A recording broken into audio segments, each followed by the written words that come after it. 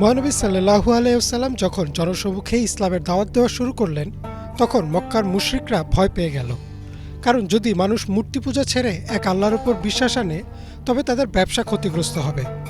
তাই তারা নানা উপায়ে চেষ্টা করতে থাকে কিভাবে মুহাম্মদ সাল্লাল্লাহু আলাইহি ওয়াসাল্লামকে থামানো যায়। প্রথমে তারা মহানবী সাল্লাল্লাহু আলাইহি ওয়াসাল্লামের চাচা আবু তালিবের সাথে গোপন বৈঠক করল।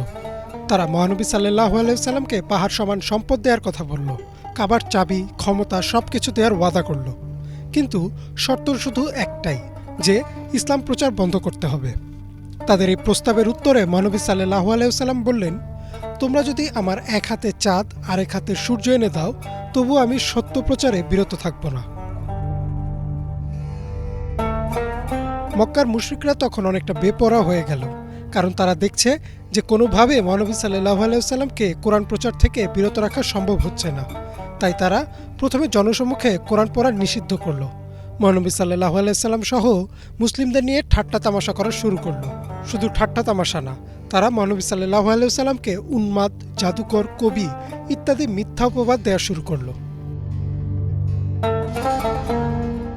আল্লাহর পক্ষ থেকে নবী বা রাসূল আসার বিষয়টি আরবদের কাছে পরিচিত ছিল না, কারণ হযরত ইসমাইল আলাইহিস সালামের পর আরবে আর কোনো নবী আসেননি। তবে আরবরা জানত নবী বা রাসূল আসার বিষয়টা ইহুদি ও খ্রিস্টানদের কাছে পরিচিত, তাই তারা নতুন এক কৌশলের আশ্রয় নিল। তারা তৎকালীন আহলে কিতাবদের কাছে বলল, এই সমস্যাটা তোমাদের ধর্মীয় সংস্কৃতিতে রয়েছে, তাই এমন কোনো তথ্য আমাদের দাও যেন আমরা মুহাম্মদকে চ্যালেঞ্জ করতে পারি। তারা তখন আহলে কিতাবদের কাছ থেকে পূর্ববর্তী জাতি বা নবীদের তথ্য নিয়ে তা দিয়ে মহানবী সাল্লাল্লাহু আলাইহি ওয়াসাল্লামকে প্রশ্ন করা শুরু করলো, কিন্তু তাতেও লাভ হলো না। কোনো কিছুতেই যখন আর কোনো লাভ হচ্ছিল না, তখন তারা শারীরিক নির্যাতনের পথ বেছে নিল। তখনকার সমাজে কোনো আইন, প্রশাসন বা নিরাপত্তা নীতি ছিল না। যে যেই গোত্রের তাকে সেই গোত্রই রক্ষা করত। যেহেতু মহানবী সাল্লাল্লাহু আলাইহি ওয়াসাল্লাম আবু বকর রাদিয়াল্লাহু তাআলা আনহু বা আলী রাদিয়াল্লাহু তাআলা আনহু ক্ষমতাসীন গোত্রের ছিলেন, তাই সরাসরি কেউ তাদের আক্রমণ করেনি। কিন্তু দুর্বল গোত্র কিংবা যেসব দাস ইসলাম কবুল করেছেন, তাদের উপর নেমে এলো ভয়ানক নির্যাতন। আর এসব নির্যাতনের প্রধান ছিল আবু জাহেল।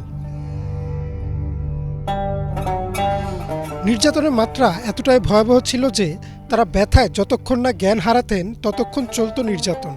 জ্ঞান ফেরার পর তাদের জিজ্ঞেস করা হতো, কে তোমাদের সৃষ্টিকর্তা? প্রচণ্ড যন্ত্রণা ও কষ্ট উপেক্ষা করে তারা দৃঢ় কণ্ঠে বলতেন, আমাদের সৃষ্টিকর্তা একমাত্র আল্লাহ।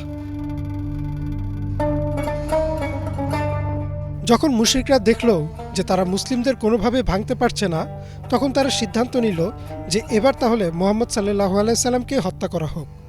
তবে যেহেতু তিনি ছিলেন কুরাইশ গোত্রের একজন আর তার চাচা আবু তালিব তখনও জীবিত ছিলেন, তাই তারা গোপনে এই কাজটা করার চেষ্টা করা শুরু করলো।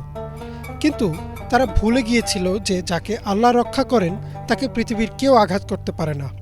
ফলে তাদের পরিকল্পনা কোনোদিনই বাস্তবায়ন হয়নি। ইমরান মাহমুদ, বাংলা ভিশন।